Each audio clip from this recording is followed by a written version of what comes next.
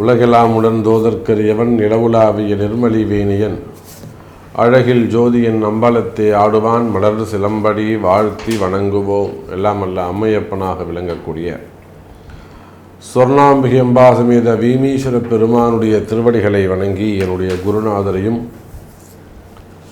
என்னுடைய உபாசனை தேவதை அன்னை வாராகி அம்பாளுடைய மலரடிகளையும் பணிந்து உலகம் முழுவதும் வாழக்கூடிய கடவுளருள் டிவி நேயர்கள் அனைவருக்கும் உங்கள் தாம்பரம் வாராகி ஈசநேசன் சுவாமியுடைய நல்லாசிகள் வாழ்த்துக்கள். ஜெய் வாராகி, ஜெய் ஜெய் வாராகி. ஜூலை மாதம், இந்த ஜூலை மாத ராசி பலனை பார்ப்பதற்கு முன்பாக ஃபஸ்ட்டு ஒரு 3-4 நிமிஷம் இந்த ஜூலை மாதத்துக்கான ஜென்ரல் ப்ரெடிக்ஷன், பொதுவான பலன்கள், ஜூலை மாதம் கிரக அமைப்புகள் எப்படி இருக்குது, என்னென்னலாம் நடக்க போகுது அப்படிங்கிறது 12 ராசிக்குமான ஜென்ரல் ப்ரெடிக்ஷன்ஸ். அப்புறம் ஒரு ராசிக்கும் தனித்தனியாக நம்ம சொல்கிறோம். அப்புறம் எண்டு கார்டு ஒன்று தனியாக கொடுத்துருக்குறோம், இதை ஸ்கிப் பண்ணாமல் பாருங்கள். ஜூலை மாதம் சார், இந்த ஜூலை மாதம் மெயினாக 3 மாற்றங்கள் நிகழப்போகுது. ஒன்று, சூரியன் குருவோடு இணையப் போகிறார். ஜூலை 15 தேதி ஆடி மாதம் பிறந்துடுச்சுனாக்கா குரு சூரியன் தொடர்பு, இந்த குரு சூரியன் தொடர்பு வந்து ஒரு டாப் காம்பினேஷன்னு நம்ம சொல்லலாம், ஒரு ஹையர் காம்பினேஷன்னு சொல்லலாம். ஏன்னா இரண்டுமே உயர்ந்த கிரகங்கள், ரொம்ப டாப் மோஸ்ட்டு ஒரு ஹையர் ரேங்க் இருக்கக்கூடிய ஒரு கிரகங்கள். அதனால் இந்த குரு சூரியன் தொடர்பு ஏற்பட போகுது. இன்னொரு பக்கம் சுக்கிரன் வந்து சிம்மத்தில் ஆட்சி பலம் பெறப்போகிறார். பகை வீட்டு, பகை கிரகம் எல்லாமே இருந்தாலுமே கூட சுக்கிரன் கேதுவோடு இணைவு. அதே போல் செவ்வாய் பகவான் மிதுனத்துக்கு வர இருக்கின்றார். அப்போ இதனால் இந்த ஜூலை மாதம் என்ன நடக்கும் அப்படின்னா, குறிப்பாக மாணவ செல்வங்கள், பிள்ளைகளை பற்றிய கவலைகள் நீங்கும். யாராக இருந்தாலும் சரிதான். பசங்களை பற்றின கவலைகள், பசங்களுடைய படிப்பாக இருக்கலாம், பசங்க சொல்கிற பேச்சு கேட்க மாட்டேங்கிறாங்க, இல்லை படிப்பு பாதிலே நிற்கிது, இல்லை படித்து முடிச்சுட்டு வேலைக்கு போகாமல் இருக்காங்க, அப்படி இல்லை வேலைக்கு ட்ரை பண்ணுறாங்க கிடைக்கல, இல்லை விழுந்து விழுந்து படிக்கிறான் சாமி ஆனால் பாஸ் ஆக மாட்டேங்கிறான், அரியர்ஸ் வச்சுக்கிறான், அப்படி இல்லைன்னா ஒரு பேட் ஃப்ரெண்ட்ஷிப், அதாவது தீய நண்பருடைய பழக்க வழக்கம், அதனால கெட்டு போகிறான், தீய பழக்கத்தால் கெட்டு போகிறான், இல்லை வந்து பையன் நல்ல பையன் சாமி, நல்ல குணமான பையன் சாமி, ஆனால் பாருங்கள் அவனுடைய முயற்சி எதுவும் வெற்றி பெறலை, இல்லை ஹையர் ஸ்டடீஸ்க்காக வெளிநாடு சேர்க்கலாமா, அடுத்து என்ன குரூப் சேர்க்கலாம், இப்படி பசங்களை பற்றின கேள்விகள். அவங்க குரூப் எக்ஸாம் எழுதுகிறாங்க, இல்லை வேலைக்காக கவர்மெண்ட் ஜாபுக்காக எழுதுகிறாங்க, ஒரு என்ட்ரன்ஸ் எக்ஸாம் எழுதுகிறாங்க. அவங்கள என்ன அடுத்து என்ன செய்ய வைக்கலாம், இல்லை அவங்களுக்கு இன்னும் திருமணம் ஆகலை, இல்லை அவங்களுடைய திருமண வாழ்க்கை இப்படி இருக்குது, இல்லை திருமணம் ஆயிடுச்சு, வேறு சில பிரச்சனைகள் இருக்குது. அப்போ பிள்ளைகளை பற்றிய கவலைகள் இருக்குமே. ஆனால் இந்த குரு சூரியன் தொடர்பு ஒரு நல்ல காம்பினேஷன். அப்போ உங்கள் பிள்ளைகளுடைய கவலைகள் நீங்கும். அதுக்கெல்லாம் சரியான வழிமுறைகள், அதுக்கு சரியான வழிபாடுகளை, எந்த தெய்வத்தை நீங்கள் பிடிக்கணும், எந்த தெய்வத்தை நீங்கள் வணங்கணும் என்பதை அறிந்து செய்வீர்களே ஆனால் அந்த பிள்ளைகளை பற்றிய கவலைகள் நீங்கும். மெயினாக ஹெல்த் இஷ்யூஸ், உடல்நிலை ஆரோக்கியம், உடம்பு சரியில்லாமல் இருக்கிறது, ஆப்ரேஷன் சொல்வது, இல்லை ட்ரீட்மெண்ட்டில் இருக்கிறது குடும்பத்தில், அப்போ அந்த மாதிரி உடல்நிலை ஆரோக்கியங்கள் இருக்குமே. ஆனால் அதெல்லாம் இந்த குரு சூரியன் தொடர்பான சரியாகும். அதே போல் மெயினாக வேலை செய்கிற இடத்துல, தொழில் செய்கிற இடத்துல உங்களுக்கு இருக்கக்கூடிய அந்த கம்யூனிகேஷன்ஸ், உங்களுக்கும் பையனுக்குமானதாக இருக்கலாம், இல்லை உங்களுக்கும் ஓனருக்குமானதாக இருக்கலாம், உங்களுக்கும் டாப்பர் ஹையர் ரேங்கில் இருக்கக்கூடிய அவங்களுடைய அதிகாரிகளுக்குமானதாக இருக்கலாம். அந்த குரு சூரியன் தொடர்பு வந்து அரசாங்கம் சார்ந்து பணி செய்யக்கூடியவர்கள், கவர்மெண்ட் ஜாப்பில் இருக்கக்கூடியவங்க, இல்லை ஒரு ஹையர் ரேங்கில் ஒரு சிஇஓ, அந்த மாதிரி சேர்மன், எம்டி, அந்த மாதிரி இடத்துல ரேங்கில் இருக்கக்கூடியவங்க, இல்லை கமிஷன் பிஸ்னஸ் பண்ணக்கூடியவங்க, ஒரு டாப்பர் லெவலில் ஒர்க் பண்ணக்கூடியவங்க, இவங்களுக்கு ஏதேனும் ஜாப்லேயோ பிஸ்னஸ்லேயோ கம்யூனிகேஷன்ஸால் வரக்கூடிய ப்ராப்ளம் இருக்குமே ஆனால் அது சரியாகும். குறிப்பாக அரசியல் நண்பர்களுக்கு நன்மை நடக்கும். அரசியலில் ஈடுபட்டிருக்கக்கூடிய இளைஞர்களுக்கு, ஏன்னா குரு சூரியன் தொடர்பு, அரசியல் கண்டிப்பாக அந்த இடத்துல வெற்றி பெறும். நீங்கள் அரசியல் மாற்றங்கள் நிகழும். நான் அங்கே போகலாமா, நான் இங்கே போகலாமா, எனக்கு ரெகக்னைஸ் கிடைக்குமா, நான் வெற்றி பெற முடியுமா, எனக்கு போஸ்டிங் எதிர்பார்த்துருக்கேன், நான் ப்ரமோஷன் எதிர்பார்த்து காத்திருக்கிறேன், எனக்கு நேம் கிடைக்குமா? ஸோ அரசியல் வெற்றிகள் கட்டாயம் நிச்சயம் இருக்கும். அதே போல் சினிமா துறை, இந்த குரு சூரியன், குரு சுக்கிரன், குரு சூரியனுக்கு 2ஆம் இடத்தில் இருக்கக்கூடிய சுக்கிரன், அதே சமயத்தில் 12ஆம் இடத்தில் இருக்கக்கூடிய புதன், கலைகளுக்கு எல்லாம் அதிபதியாக விளங்கக்கூடியவர் புதன் பகவான், அதை வெளிப்படுத்தி காட்டக்கூடியவர் சுக்கிரன். அப்போ இந்த புதனும் சுக்கிரனும் குரு சூரியனுக்கு சமமாக வருகின்ற காரணத்தினால்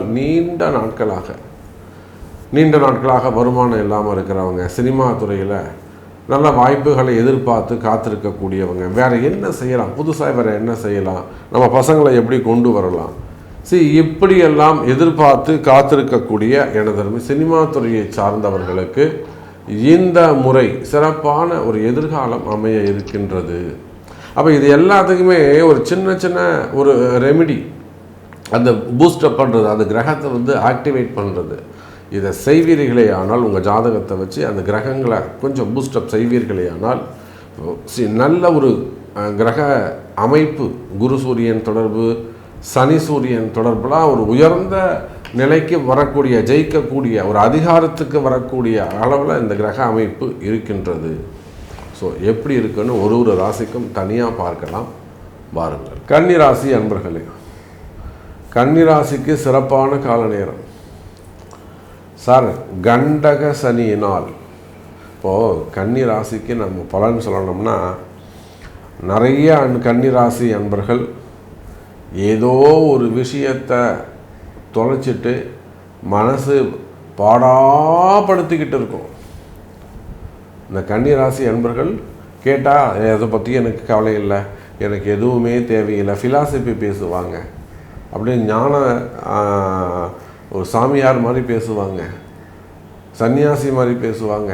ஆனால் மனசு சும்மா இருக்காது, உட்காந்து அழுதுகிட்டு இருப்பாங்க. கன்னிராசின்னு சொல்லிட்டு எனக்கு கவலையே இல்லைன்னு யார் சொல்கிறாங்களோ அவங்களுக்கு தான் கவலை இருக்குதுன்னு அர்த்தம். வெளியில் காமிச்சிக்க மறுக்கிறாங்கன்னு அர்த்தம். அப்போ கன்னிராசிக்கு இன்றைக்கி நிலைமை எப்படி இருக்குது அப்படின்னா, ஏதோ ஒரு இடத்துல போய் சிக்கலில் போய் மாட்டிக்கிட்டாங்க. ஒரு இடம் வாங்க போயிருக்கலாம், இடத்துக்கு அட்வான்ஸ் கட்டியிருக்கலாம்.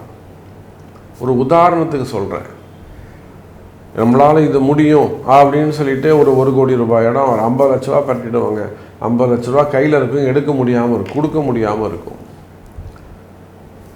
அப்போ மனசு அப்படியே பதைக்கும், கொடுத்த வார்த்தையை காப்பாற்ற முடியல. 3 மாதமாவது 6 மாதமாவது அவங்க சண்டைக்கு வருவாங்க. இப்போ ஒரு கன்னிராசி நண்பர் ஒருத்தர் கால் பண்ணார், கும்பகோணத்துலேருந்து கால் பண்ணாங்க. சார் சொல்கிறேன், எனக்கு குருநாதர் ராம் சூரத்குமார், சின்ன ஏஜ் தான், ரொம்ப சின்ன ஏஜ், ஒரு 29 வயசு தான் அது குழந்தைக்கு, சின்ன பையன், அவ்வளோ மெச்சூர்டாக பேசுகிறான். ராம் சூரத்குமார், என் நண்பனுக்கு நான் ஒரு 3 லட்ச ரூபா கொடுத்தேன் சாமி, அவன் வாங்கிட்டு போனவன் தான் என்கிட்ட பேசவே இல்லை, எனக்கு பணம் தொலைச்சிட்டாங்கிறத கூட எனக்கு இல்லை, அவன் எப்படி இருக்கான்றது தான் எனக்கு வேணும். மனசு பதைக்குது, அச்சோ நம்ம ஏமாந்துட்டோமே, அச்சோ நம்ம நண்பனை மிஸ் பண்ணிட்டோமே, தேடுது. அப்புறம் நம்மக்கிட்ட மறுநாளே அவர் கால் பண்ணுறாரு, ஆமாம் சாமி என் நண்பர் எனக்கு கால் பண்ணிட்டாரு, ரொம்ப தேங்க்ஸ்ன்னு அவர் மறுநாளே கால் பண்ணுறாரு. இதுதான் அதிசயம், இதுதான் வாராகி, இதுதான் குருநாதர். அப்போ இதை போல கன்னிராசி அன்பர்களே உங்கள் வாழ்க்கையில், இப்போ கன்னிராசி அன்பர்கள் எப்படி இருக்காங்க, ஏதோ ஒரு விஷயத்தில் தொலைச்சிட்டு, அது மனசாக இருக்கலாம், ஆசையாக இருக்கலாம், காதலாக இருக்கலாம், வருமானமாக இருக்கலாம், சேமிப்பாக இருக்கலாம், பணமாக இருக்கலாம், உடல்நிலை ஆரோக்கியமாக நல்லா இருந்தனே சாமி நம்மளை விட்டுட்டனே, இப்போ அதை மாற்றணும்னு சொல்கிறாங்க, நான் என்ன பண்ணுறதுன்னு தெரியல. வீடாக இருக்கலாம், இடமாக இருக்கலாம், சொத்து பத்துக்களாக இருக்கலாம், பிள்ளைகளாக இருக்கலாம், கணவன் மனைவியாக இருக்கலாம், காதலர்களாக இருக்கலாம், நண்பர்களாக இருக்கலாம், தொழிலாக இருக்கலாம்.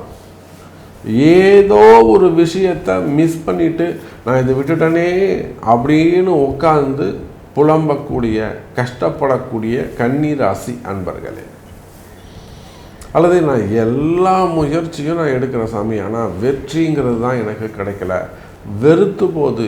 காரணம் கண்டக சனி. எவ்வளவோ உதாரணங்கள் நம்மளால் சொல்ல முடியும். தினந்தோறும் நம்ம எவ்வளோ கன்னிராசி அன்பர்களை பார்க்குறோம்.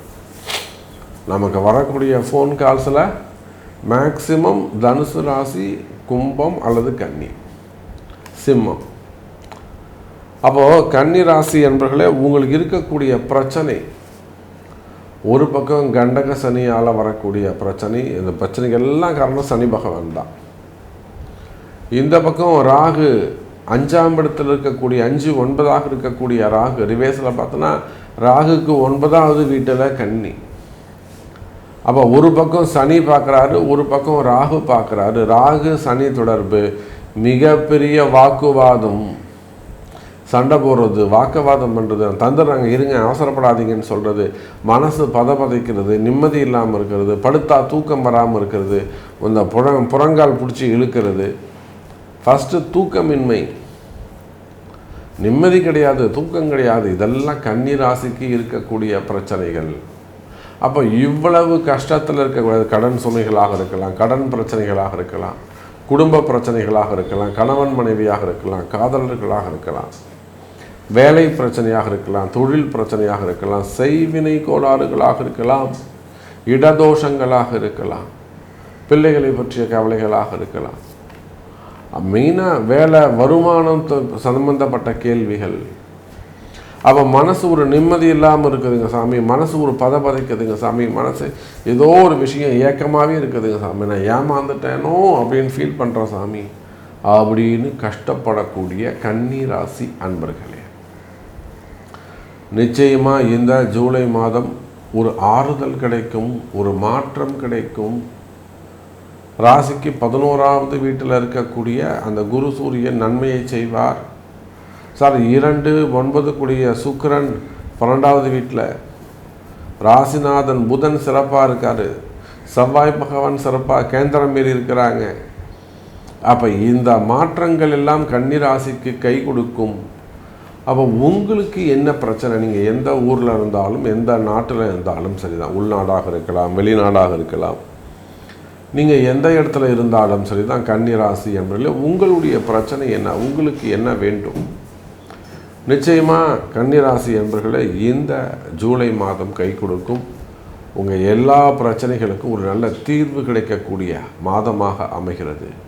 அப்போ உங்கள் பிரச்சனை தீரணும்னா உங்களுடைய பிறப்பு ஜாதகம் பேசும் கன்னி ராசி அன்பர்கள். அதே போல் கண்டிப்பாக குடும்பம், நம்ம குடும்பத்தை பற்றி பேசாமல் இருக்கவே முடியாது. நான் ஆரம்பத்திலே சொன்னேன், பசங்களுடைய திருமணம், முதல் கல்யாணமே இன்னும் நடக்கலை. பசங்களுக்கு 40 வயசாகுது பையனுக்கு, பொண்ணுக்கே 42 வயசாகுது, 47 வயசாகுது பொண்ணுங்க, இன்னும் கல்யாணம் பண்ணிக்காமல் இருக்காங்க. கேட்டால் எனக்கு இன்ஜினியர் மாப்பிள்ளை வேணும், டாக்டர் மாப்பிள்ளை வேணும்னு சும்மானா அவருக்கு படிச்சிருக்கணும், இன்னும் ஆவாத கதெல்லாம் பேசிக்கிட்டு இருக்காங்க. அப்போ திருமணங்கள், முதல் திருமணம், 2வது திருமணம், செகண்ட் மேரேஜஸ் எடுத்துக்கோங்க, தடைப்பட்ட திருமணம், தள்ளி போன திருமணம், எவ்வளோ நல்ல பசங்களாம் இருக்காங்க. அதெல்லாம் இந்த பொம்பளை பசங்க ஏற்றுக்க மாட்டேங்கிறாங்க. திருமண தடைகள் இருக்குமே, ஆனால் திருமண தடைகள் விலகும். ஏன் சாமி இன்னும் கல்யாணம் நடக்கல, 40 வயசாகுது, நான் போகாத கோவில் இல்லை, பார்க்காத ஜோசியர் இல்லை, ஏற்றாத விளக்கு இல்லை, செய்யாத பரிகாரம் இல்லை, ஆனால் இன்னும் கல்யாணம் நடக்கலை. அப்போ எல்லாமே செஞ்சிட்டிங்கல்லம்மா, ஏன் இன்னும் நடக்கலை அப்படின்னு சரியான முறையில் நீங்கள் செய்யலை, சரியான நபரை இன்னும் நீங்கள் சந்திக்கலைன்னு அர்த்தம். அப்போ திருமண தடைகள் இருக்குமே, ஆனால் அந்த திருமண தடைகள் விலகும். மெயினாக செகண்ட் மேரேஜஸ், 2வது கல்யாணம், 3வது கல்யாணம், முதல் கல்யாணம். அதே போல் தான் காதல் திருமணங்கள், காதல் ஏமாற்றங்கள். ஓவராக பாசம் வச்சுட்டேன் சாமி, நான் அவர் மேலே ஓவராக நம்பிட்டேன், ஓவராக அன்பு வச்சுட்டேன், என்னால் மறக்க முடியல. அது ஆணாக இருக்கட்டும், பெண்ணாக இருக்கட்டும். எத்தனை பொம்பளை பசங்க இன்றைக்கி வந்து அழுதுன்னு இருக்காங்க, எனக்கு அப்படி தான் வேணும் அப்படின்னு. அப்போ அதுபோல் காதல் ஏமாற்றங்கள் இருக்குமே, ஆனால் அவையும் சரியாகும். அதே போல தான் கணவன் மனைவி பிரச்சனை. கல்யாணமாகி 6 வருஷம் 8 வருஷம் இருக்கும், பசங்களுக்கு 10 வயசு இருக்கும். இப்போ போய் இவங்க 2 பேரும் சண்டை போட்டுட்ருப்பாங்க, அம்மா பேச்சு போய் கேட்குறான், ஆயா பேச்சு கேட்குறேன்னு. இதெல்லாம் நடக்கிற கதையா? பிடிச்சி திட்டி விட்ற வேணாம். குடும்பமாச்சு, நீங்களாச்சு, கூட்டுக்காராச்சு, என்னம்மா விஷயம் இது? போய் அம்மா பேச்சு கேட்டிருந்தீங்கன்னா எப்படிமா அது? அப்போ இந்த மாதிரியான கணவன் மனைவி பிரச்சனைகள் இவை இருக்குமே, ஆனால் அவையும் சரியாகும். இது எல்லாத்துக்கும் மேலே கடைசியாக குழந்தை பாக்கியம். இந்த குழந்தை பாக்கியத்துக்கு மட்டும் கணவன் மனைவி இருவருடைய ஜாதகமும் முக்கியம், அவங்க 2 பேருடைய ப்ரெசன்ஸ் ரொம்ப முக்கியம். அப்போது திருமண வாழ்க்கை, குழந்தை பாக்கியம், அதோடு கூட கணவன் மனைவி ஒற்றுமை, குடும்ப மகிழ்ச்சி அதிகரிக்கும். கவலை வேண்டாம் அன்பு பக்தர்களே. ஸோ மீண்டும் இருந்த அற்புதமான பதிவில் உங்களை சந்திக்கிறேன். நன்றி, நமச்சிவாயம். ஜெய் வராகி, ஜெய் ஜெய் வராகி. கடவுள் அருள் டிவியை பார்த்தமைக்க நன்றிகள். மேலும் இது போன்ற தகவல்களை தெரிந்து கொள்ள கடவுள் அருள் டிவியை சப்ஸ்கிரைப் செய்யுங்கள். மறக்காமல் பெல் ஐக்கானை கிளிக் செய்யுங்கள்.